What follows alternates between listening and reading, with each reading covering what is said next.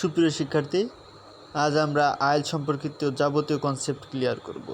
IELTS মূলত কি, IELTS কিভাবে করতে হয়, আইএলস করতে গেলে কি প্রয়োজন, আইএলস করতে গেলে কোন কোচিংয়ে ভর্তি হব, যাবতীয় ইনফরমেশন বা কোচিংয়ে ভর্তি হওয়া লাগবে কি না, যাবতীয় আইএলস সম্পর্কিত ইনফরমেশন তোমরা এই টিউটোরিয়ালে আশা করি পাবে।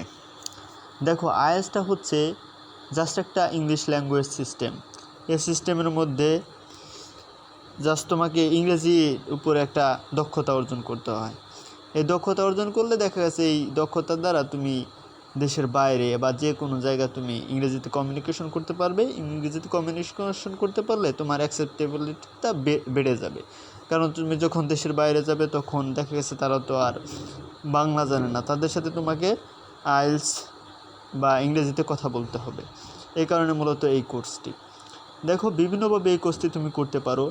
বর্তমান সময়ে বাংলাদেশে যেমন আইডিপি রয়েছে, তারপরে রয়েছে ব্রিটিশ কাউন্সিল হচ্ছে সবথেকে বেটার, কারণ এটা সরাসরি দেশের বাইরে থেকে সার্টিফিকেট দেওয়া হয়, ব্রিটিশরা এটা নিয়ন্ত্রণ করে। হ্যাঁ, বাংলাদেশে না, বাংলাদেশে জাস্ট কোচিংগুলো তোমাকে ওইভাবে তৈরি করে দেবে, কিন্তু মার্ক পাওয়ার দায়িত্ব তোমার, এবং ওইটাও তারা এনশিওর করবে না। হ্যাঁ, সুতরাং তোমার যখন প্রস্তুতি কমপ্লিট হয়ে যাবে, প্রস্তুতি কমপ্লিট হওয়ার পর তুমি ব্রিটিশ আইডিপি বা কোনো একটা সেক্টরে তুমি ভর্তি হওয়ার পর তারপরে তুমি পরীক্ষা দিলে দেখা গেছে যে ওরা অ্যাকসেপ্ট করবে এবং তোমাকে ডেট দিয়ে দেবে। এই ডেটের মধ্যে তোমাকে এক্সামে অংশগ্রহণ করতে হবে। ঠিক আছে, বর্তমান সময়ে প্রায় 22,500 টাকার মতো রেজিস্ট্রেশন ফি লাগে, যেটা ওরা অ্যাকসেপ্ট করে আর কি।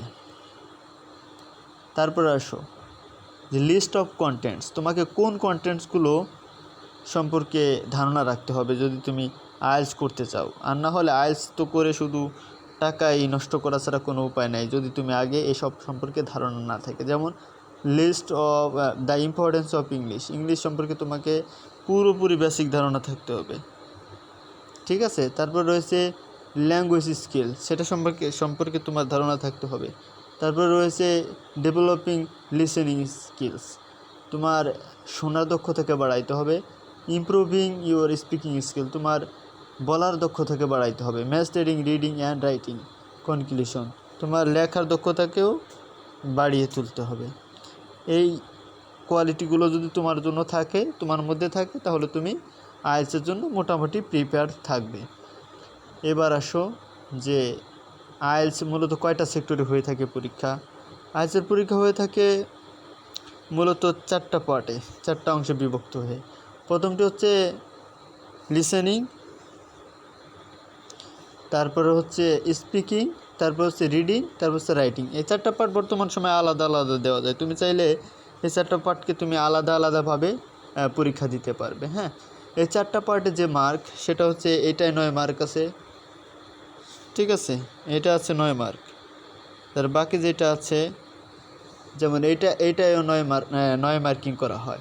রাইটিংয়েও 9 মার্ক, তারপর রিডিংয়ে হচ্ছে 9 মার্ক। হ্যাঁ, এগুলো সবই হচ্ছে 9 মার্ক করে। 9 মার্ক হলে টোটালি গড় করে 9 মার্কের উপর একটা মানদণ্ড নির্ণয় করা হয়, যেটার উপর তোমার সার্টিফিকেট প্রোভাইড করা হয়। হ্যাঁ, দেখো, লিসেনিং, স্পিকিং, রিডিং, রাইটিং তুমি চাইলে আলাদা আলাদাভাবে রেজিস্ট্রেশন করতে পারো। বর্তমান সময় এই অপরচুনিটি ব্রিটিশ কাউন্সিল বলো আইডিপি বলো, সব কিছু এরা দেয়, এই সুযোগটা আছে, আগে যেটা ছিল না। তারপরে আসো এবার যে কিভাবে তুমি এটাকে ডেভেলপ করতে পারবে। দেখো, আইএলসটা তুমি তোমার যদি লিসেনিং স্কিলটাকে ডেভেলপ করতে চাও তাহলে তোমাকে এই বিষয়গুলো মাথায় রাখতে হবে অবশ্যই, যে লিসেন টু ইংলিশ পডকাস্ট। তোমাকে বিভিন্ন পডকাস্ট শুনতে হবে। পডকাস্টগুলো যদি শোনো তাহলে দেখা গেছে তোমার লিসেনিং যে পার্টটা আইএলসের সেটা কমপ্লিট হবে। তারপর দেখো, লিসেন ইউজিং অডিও বুক, বিভিন্ন ধরনের অডিও বুকস পাওয়া যায়, যেমন ব্রিটিশ অডিও বুকস, তারপরে তোমার আমেরিকান অ্যাকসেন্ট প্রভৃতি। এইসব সম্পর্কে যদি তুমি শোনো তাহলে দেখা গেছে যে তুমি ওই আইএলসের যখন তোমার লিসেনিং পরীক্ষা হবে, তখন সেটাও তুমি পারবে। হ্যাঁ, এছাড়া বিভিন্ন অ্যাপ্লিকেশন আছে, সেখান থেকেও তুমি শিখতে পারো, যেটা অনেক গুরুত্বপূর্ণ। সুতরাং তোমার এই সব দক্ষতাগুলো সুন্দরভাবে অর্জিত হবে জাস্ট এই গাইডলাইনগুলো ফলো করলে। এবার আসো যে ইমপ্রুভিং ইউর স্পিকিং স্কিলস, কীভাবে তুমি তোমার স্পিকিং স্কিলটাকে গ্রো করতে পারো। হ্যাঁ, দেখো, ডু কনভারসেশন প্র্যাকটিস, তোমাকে কনভারসেশন নিয়মিত প্র্যাকটিস করতে হবে। তারপর রয়েছে জয়েন এ স্পিকিং ক্লাব, তোমার বাসায় পাশে যদি কোনো স্পিকিং ক্লাব থাকে সেখানে তুমি জয়েন করতে পারো। হ্যাঁ, তাহলে দেখা যাচ্ছে, অথবা তোমার বন্ধুদের সাথে তুমি স্পিকিং করতে পারো, তাদের সাথে কথা বললেই সেটা প্র্যাকটিস হয়ে যাবে স্পিকিং। তাই take a part in language exchange, তোমাকে বিভিন্ন সময় বিভিন্ন মুভি এগুলো দেখতে পারো, এগুলো দেখলে দেখা গেছে যে তুমি আরও বলতে শিখবে এবং সেখান থেকে তোমার প্র্যাকটিসটা আরও ভালো মতো হবে। এবার আসো যে মাস্টারিং রিডিং অ্যান্ড রাইটিং, তুমি রিডিং রাইটিং কীভাবে আসলে এক্সপার্ট হবে।